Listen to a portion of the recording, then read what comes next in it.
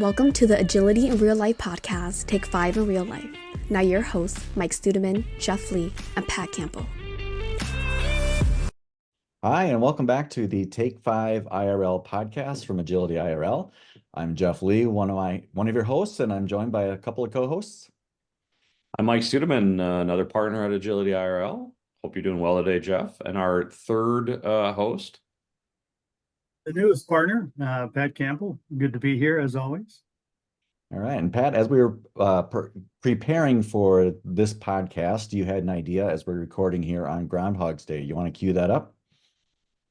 Well, whenever I think of Groundhog Day, I think of my favorite actor, Bill Murray, and the movie he did, and waking up every day to the same alarm to go through the same cycle. And all of a sudden, I thought, boy, that sounds familiar, and instantly thought of clients I've worked with that are going through the same transformation over and over, and no matter what they do, they can't seem to get out of that cycle. So I thought it'd be fun just to see if we were seeing the same thing in some of our clients. Mike, what have you seen in terms of how people get stuck in those?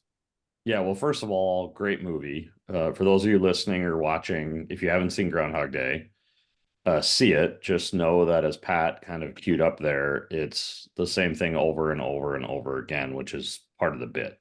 Yeah, you might want to watch it twice just to make sure you get it. We don't want to drive people away, Jeff. We don't want to drive people away.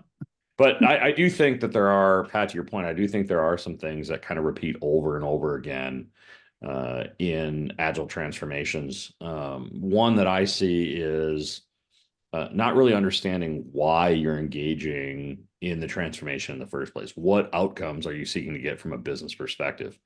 Oftentimes it's going Agile. We want to be Agile. We want to do Scrum. We want to do Safe.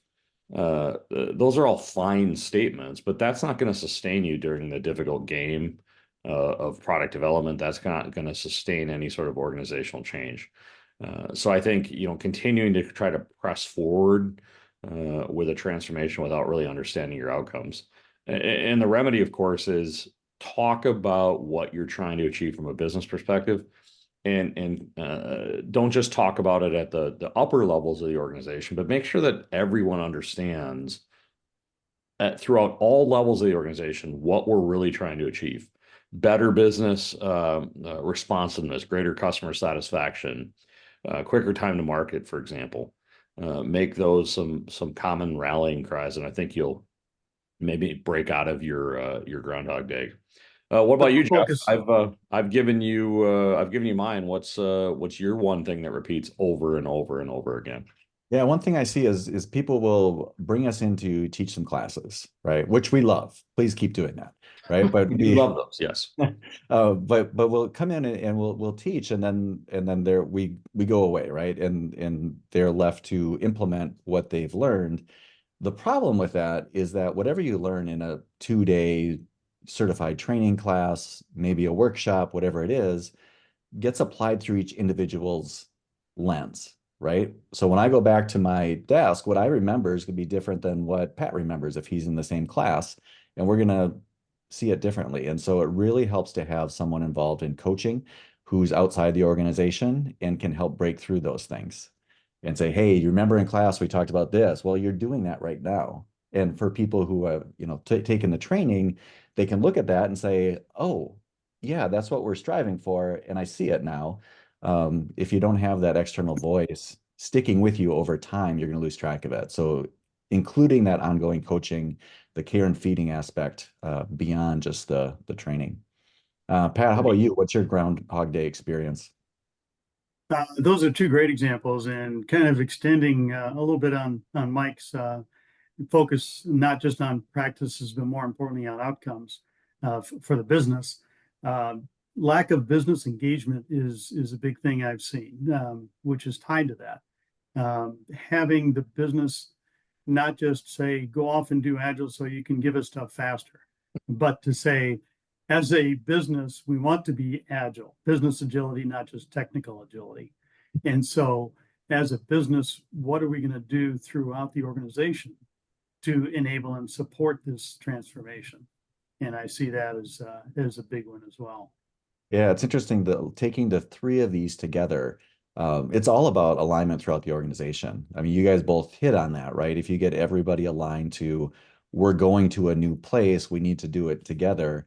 Especially in your example, Mike, when we're asking people at the rank and file to do things differently in their job. We also need to ask leaders to do things differently, and everybody needs to understand why we're doing that. Yeah, two very common, both of yours I really like, two very common repetitive behaviors that we see.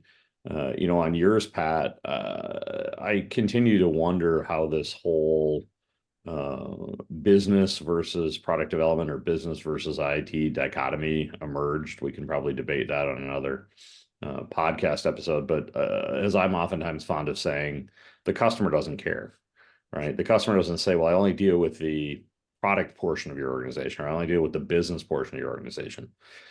They just deal with the organization. Jeff, to yours and the value of coaching, the analogy that I've oftentimes used and heard used is I can teach you how to jump out of a plane. And even if I don't teach you well, gravity will ensure that you fall out of the plane. But I'd much rather have somebody jumping with me who's jumped before and is able to tell me, okay, here's how it's going to feel when your canopy opens. Here's how it's going to feel when you feel the first rush of air. So another plug for both of those. So that's our business, pushing people out of planes to enjoy Agile. But eventually we do go away after the coaching, right? We do. I'm still hung up on the visual of me pushing someone out of a plane. I don't know how I feel about myself now. I think we should have wrapped this episode up about 30 seconds ago, maybe a minute and a half ago. So with that, I'd like to thank you for joining us for another episode here of the Take 5 IRL podcast, and look forward to seeing you down the road. Thanks, everybody. Thank you for joining us on this episode of the Take 5 IRL podcast.